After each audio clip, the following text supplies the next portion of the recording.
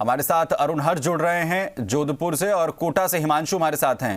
हिमांशु, क्या कुछ स्थिति है, जरा बताइए, मौसम का मिजाज कैसा है? सुमित, देखिए, उत्तर भारत में जो ठंड का असर है वो बढ़ा हुआ है, क्योंकि पहाड़ी इलाकों में बर्फबारी जमकर के हो रही है और इसके साथ में ठंड के जो तीखे तेवर हैं वो सामने आ रहे हैं। बीते 3 दिनों के मौसम पर अगर नज़र डालें तो 3 दिन से ठंड का असर बहुत हद तक बढ़ गया है। न्यूनतम पारे में अच्छी खासी जो गिरावट है वो दर्ज की गई है। एक अच्छी बात यह कि आज सूर्य देवता के दर्शन 3 दिन बाद हुए हैं। 2 दिन से सूर्य देव पूरे दिन कह सकते हैं कि सुबह जिस तरह से होती थी उस तरह का दिन और उसी तरह की शाम, यानी कि इंतज़ार रहता था सूर्यदेव का ताकि ठंड से कुछ राहत मिल पाए, लोग धूप सेक करके अपने आप को ठंड से बचा पाएँ। लेकिन फ़िलहाल कह सकते हैं कि आज जो मौसम है वो थोड़ा सा ठीक है।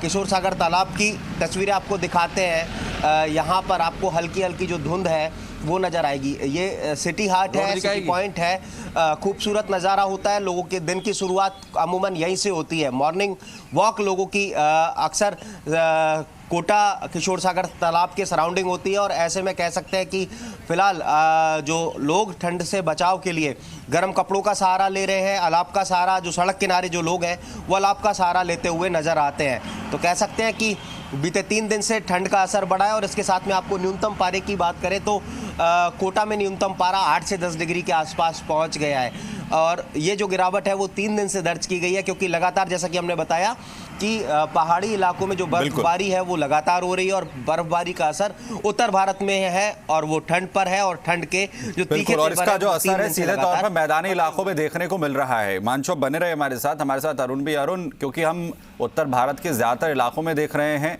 दिल्ली एनसीआर की तरफ का जो इलाका है वो भी इस हालत में है कि गलन बढ़ गई है। जोधपुर की क्या कुछ स्थिति है?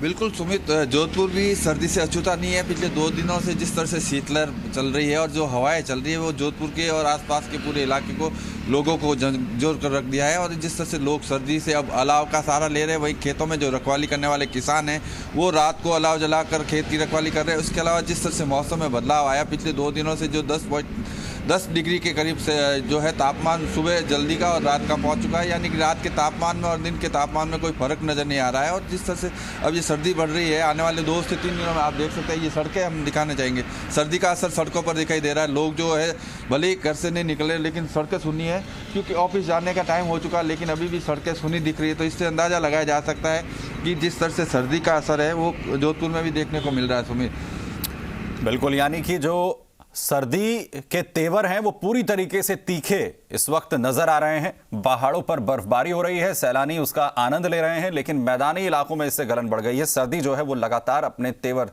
तल्ख कर रही है। बहुत शुक्रिया आप दोनों का हमारे साथ यहां पर जुड़ने के लिए, इस तमाम जानकारी के लिए।